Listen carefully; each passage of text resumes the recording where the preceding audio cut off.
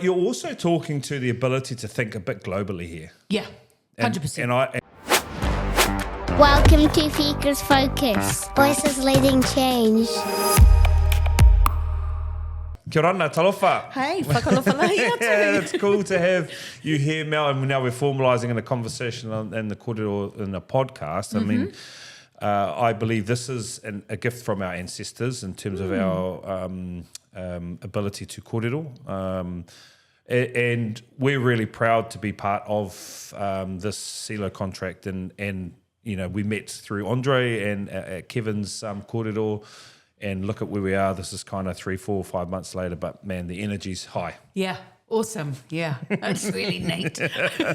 Look, we're really proud in this sense, and we want to bring some attention to the great things that we will be doing, but also, again, this is about creating some sustainability for us and a commitment to Pasifika within Future Focus and to the sector.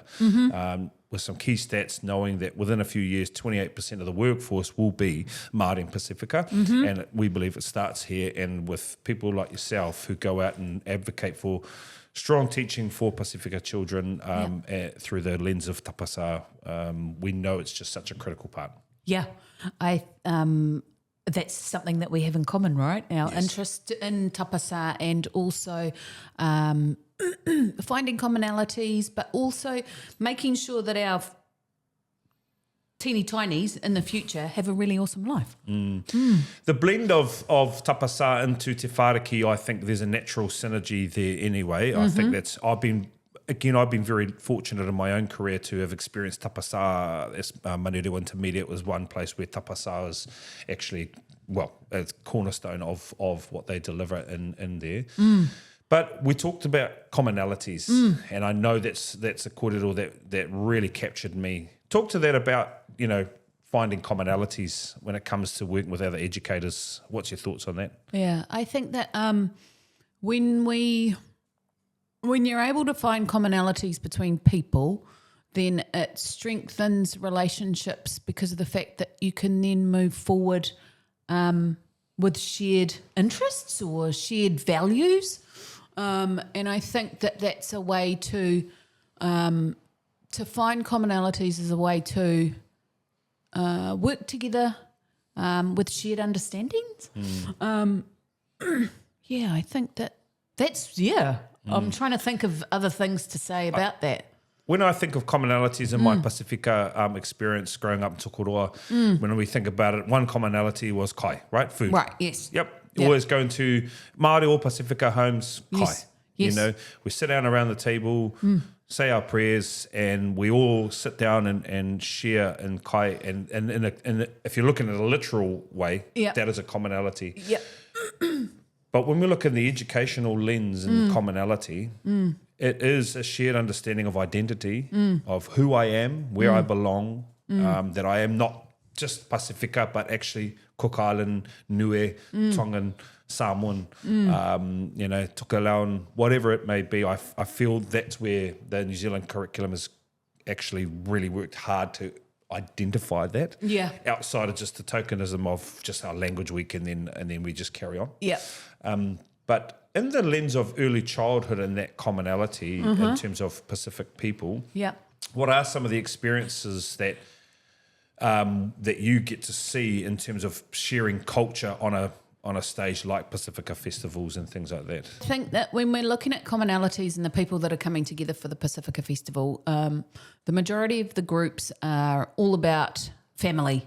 And all about looking after the teeny tinies that are coming through, and the parents coming in to support, the teachers coming to support all of the children that are in those particular groups in the schools or in the ECEs, and also finding the commonalities in terms of prayer, in terms of performance, in terms of things like knowing that the boys have a place and the girls have a place and they perform this way and the boys perform that way.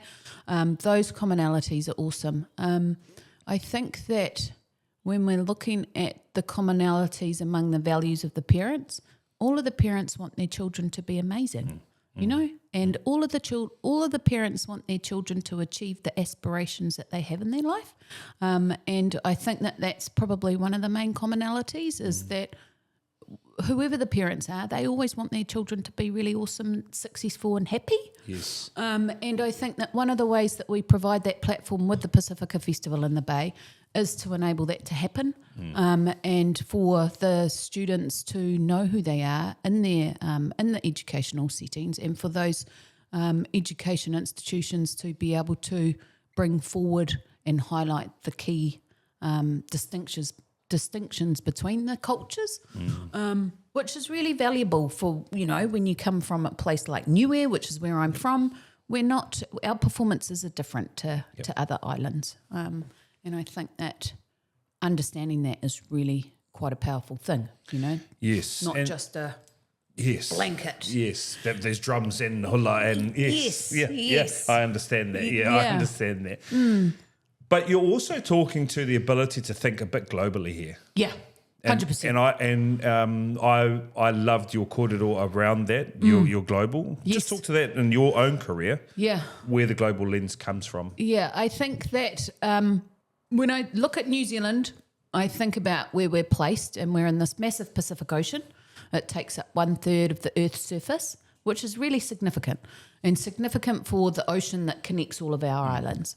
And I think that the significance came from probably when I grew up. I was born in Porirua at Kiniparu Hospital, and then when I was 2, went to the Cook Islands, and that's where I started my ECE. And then we lived there for 4 years, then came back to Wellington. I went to a private boarding school because my parents moved to Tuvalu. And so every Christmas holidays when I was in 5th form to my first year of university, my brother and I travelled from New Zealand to Fiji, waited around for a couple of days for the boat to be ready, the Nivanga to go sailing up to Funafuti, which is the capital city of Tuvalu. After that, then my parents then moved to Niue, and we went and spent Christmas holidays there when I was at university. From there, then knowing that my dad came from Newcastle upon Tyne in England, then it was important for me to go over and have a look and see what his growing up was like. So going there was awesome. The same sort of village as my mum, same size. Key differences were that his village in St. John's Chapel was cold, and also like the people that lived there, they weren't family, whereas like in Mum's village in Alofi, it's all there's quite a lot of family. So that's quite interesting, and that perspective was quite interesting for me to now reflect on. And then I think going and working as a English teacher in South Korea, then you start to make connections and find commonalities, because it was really easy to live there because the culture was the same as Pacific culture and Māori culture, where things were based around kai, things were based around the family, and looking after your grandparents. And so I think coming back here and having some exposure overseas to different ways that people or the education systems work overseas, then you can bring that here and start to think, right, how can we think bigger for our kids? You know, how can we just had a conversation about, you know, New Zealand being an incubator of teachers for impact around the world. And it's not until you come back then you're like, wow, here we go, you know, let's just hoof all of these ideas in to benefit our kids, and to enable them to dream big and to go overseas and lead these fantastic and interesting and curious lives. That's what we want to try to nurture. And that's, in terms of this program, that's what we're really excited about, is continuing to build an identity piece while thinking globally of the impact that we will allow these children, not necessarily teaching too, they might become whoever they want to become. Yeah. Kapai, that we're all good with that. Yeah. But having that forefront, you know, obviously your exposure into your whānau moving around and working in different spots, and my journeys as an educator and working in UK and then the Middle East and things like that, and then coming home. It actually acted as a multiplier, because when I came back, I actually recognised there's way more that we know and understand and deliver on than what, say, which I struggled with to our colleagues in Britain. I struggled with that curriculum. It was very regimented and you had to teach this on this day, and it wasn't dynamic, when actually a global citizen is very dynamic. Yes. So that was, So moving, as we go through, because I want to talk to that point around that global citizen and delivering, and that we're talking about great teachers. Yes. And I love this. The best teachers are the best teachers. Yeah.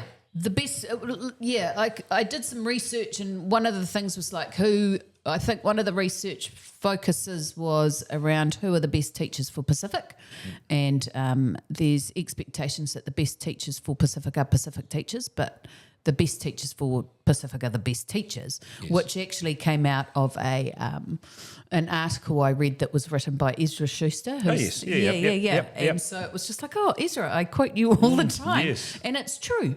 The best teachers of Pacific are the best teachers, and the best teachers of all our children are the best teachers. Yes. Yeah. Yes. And when I think back to my own experiences, in terms of Pasifika teachers, I had some very cool Pasifika teachers, but I also had some very good South African teachers and Pākehā teachers and Māori teachers. They were just the best teachers. Yeah. And ultimately, when we define what a best teacher, in my mind, when we talk about that as what is the best teacher, we think about the teacher that, again, builds commonality to what we're trying to achieve. Yeah, 100%. I think that when you look at building commonality, then that's the key to enduring relationships. And I think that's a really important focus, is that if you want to get on with people, then you need to make sure that you're building commonalities and finding things that strengthen each other. So it's like you're biblically iron sharpening iron, right? Yes. Yeah. I love that. Yeah. Yes, I love that. Yeah. And greatness does find greatness too. That's been my experience. Yeah. And I'm not, even for my own self, realising that I wasn't great at the time, going to find greatness is in fact an essence of being global. Yes. Because I'm making a ploy to get to being great by going and working with that. And some of the greatest educators I worked with, like especially in Manirewa, I think back like Gina Peilua and Rita and them, they were just they're unbelievable educators. Yeah. That opened their arms to, hey, come with me, I'll show you this way.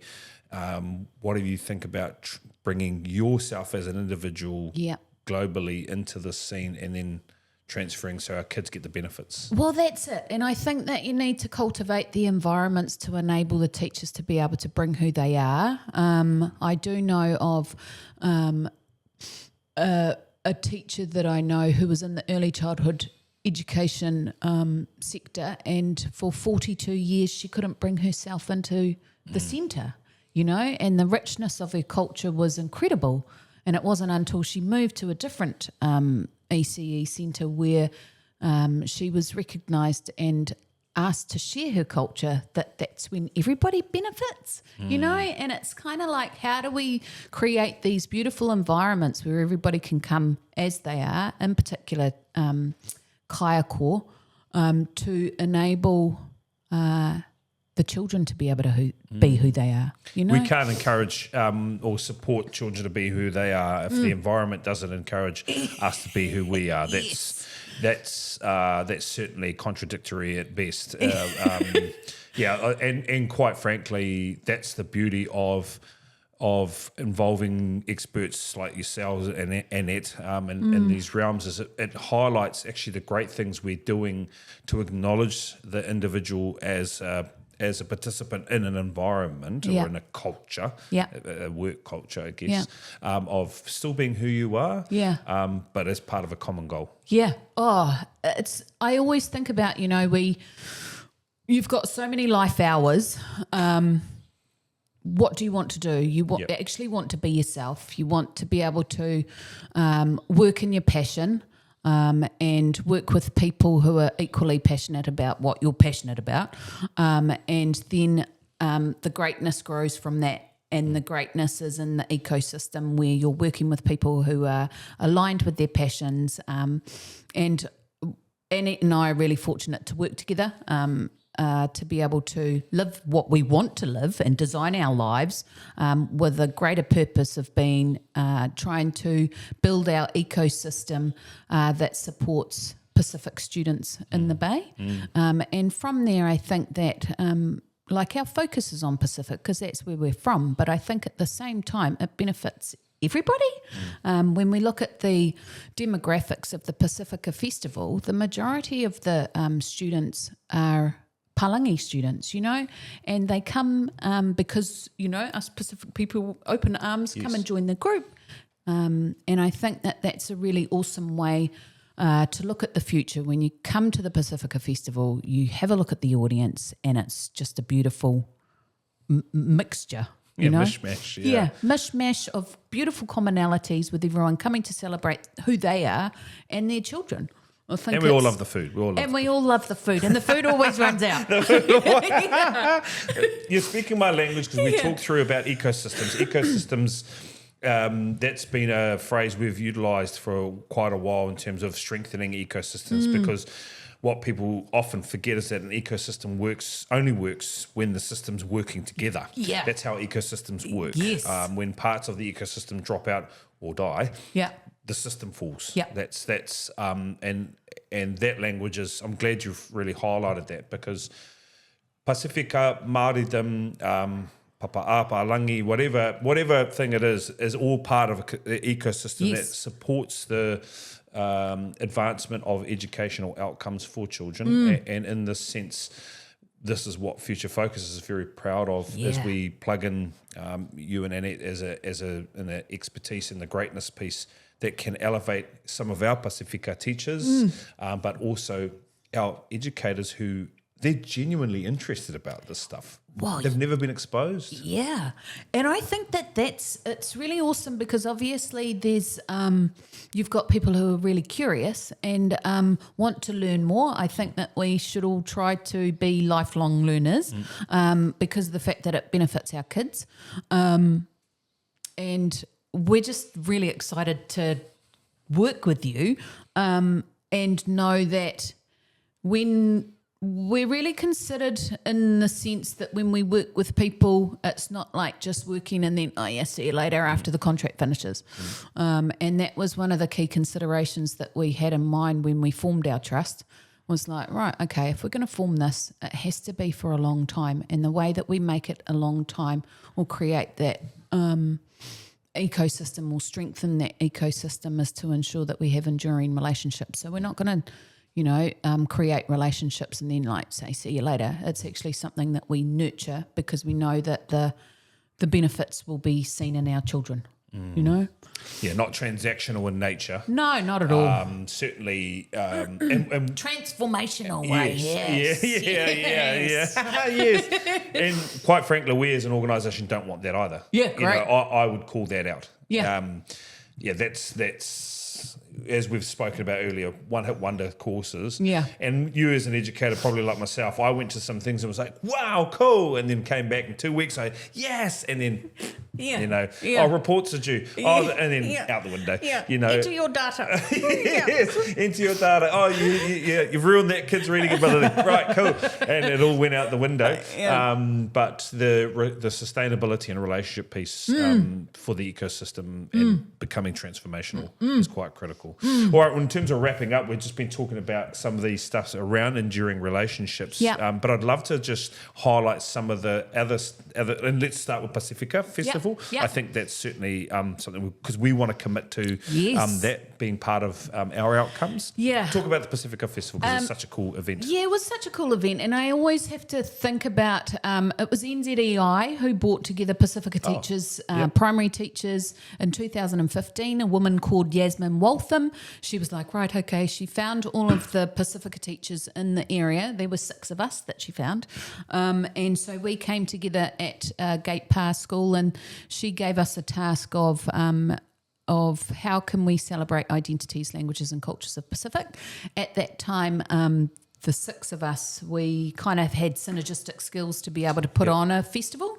And so we started our first festival. It was at Te Ako ki Papamoa. Bruce Jepson was really supportive of what we did. to celebrate Pacific students. And then from there, so that was, I think we had 3 food stalls, so we ran out of food at like maybe 10 o'clock. Yeah. And then Certainly not enough chop suey, mate. not enough chop suey. And then there were 9 schools or 6 schools. There were 6 of us, so I think that there were 6 schools or groups that performed. And then from there, we've just grown bigger and bigger. And for the last couple of years, we always think, oh gosh, how are we going to find a tipping point into 2 years? But as the festival has grown, we always make sure that we implement changes to enhance it and to keep it sustainable so that it continues. And then we are now at about 32 groups performing, which is kind of tipping into, is it going to be a 2-day thing? And in particular, in the last 2 years, we encouraged community groups to come along. And so we now have community groups. So in terms of the ecosystem, the community groups and the elders perform with the children they always perform with the children, but it enables our children from other schools to see, say, for example, the Tuvalu group and the Whātele. These teeny tinies can then look at the grown-ups and go, oh yeah, I want to be like that. I want to be up there. Yeah, exactly. I want to bang the cabin bread tin. Yes, yeah, absolutely. Yeah. And in terms of, because how long have you guys been delivering the silo though? How long have you been delivering these sorts of things for supporting? Yeah, so this has been, the Tapasā contract came in 2024. Yes, awesome. Yeah. And so that takes us up till June 26. Yep. And we know that we're doing a really good job. And I think that the really good job comes in the sense of the fact that we've been teachers. We still are. We can relate to teachers in their jobs. Yep. We can relate and tell stories about experiences that we've had, and the feedback that we've received in our surveys is that the teachers really enjoy hearing about the stories that enables them to critically think about their own positioning and who they are. And so we're just grateful for that. And also a lot of the schools that we are working with, we have worked with them in other ways as a trust. So for example, we run the Pasifika Secondary School speech comps, and so we've got good relationships with secondary school teachers. We also have homework hubs in a number of high schools, and a program in Tauranga Girls College. And so I think we've been around for a long time, and a lot of the time people say that the relationships are formed at the top, but we've come in at the grassroots level as a community to then support teachers to support our kids and our families. So, and that aligns beautifully with us. I mean, Courtney and I, in terms of what we believe, we almost looked at it the other way in terms of where the soil. Yes. No one walks into a garden and looks at the soil and goes, wow, the soil's great, but they look at all the beautiful plants and flowers and everything like that. And that's where the alignment is, because we're not, in terms of the ecosystem, you're not just standing on a box waving at us saying, hey, we're going to drag you, and we feel empowered from the kōrero already. Yeah. And it's, I think, having you into our ecosystem of future focus within Papamoa, knowing there's a lot of Pasifika whānau with us, and then like Te Puke just over the road, there's a lot of Pasifika whānau there as well, and really professional in terms of they're doing great things out in their communities. It's cool to plug your expertise back in. Yeah. And just the safety piece for a lot of our kaiako has been key. Yeah. I think too, when you're talking about the flowers in the garden, if there's something wrong with the flower, then you don't look at the flower, you look at the environment. So you look at the ecosystem. So how can we nurture the soil and the water and the weeds sun at bay and the keep bugs. the weeds? Yeah. And so I kind of think if you use that analogy in our ecosystem here, then I think we've got a pretty awesome foundation. Like our earth is awesome, the sun is awesome, the knowledge that we have together to be able to, and our common focus of making sure that our little teeny tinies are just awesome. Yeah. I think that's pretty cool. Yeah. Yeah. No, and we're with you, and we cannot wait for this. So yeah. Look, we are pumped. Yes, I know this won't be our first kōrero because I'd like to build in halfway points and things so that we continue to really advocate. And this is what we're trying to do in that sense. We want to advocate for the program because we already feel the mana, the value of it. Yeah. But thank you. Yeah. We're looking forward to really kicking into this. Just quickly, the Pasifika Festival date? Yep. Pasifika Festival in the Bay is on Saturday, the 1st of November. It's at Otamuitai College. So we're working closely with Joelle Komine, who's one of the DPs there, and just really excited to be there because I think that there's quite a lot of Cook Island and maybe Tahitian people. Yeah, Greaton, all that Bethlehem, all those places. There are I've found a lot of Cook Islanders in that space. Yeah. When you need a Cook Island food fix. Yeah. Those are the places to go. Okay. But we're stoked to be with you. We Yeah. really appreciate you. Yeah. Thank you for your time. And same, thanks.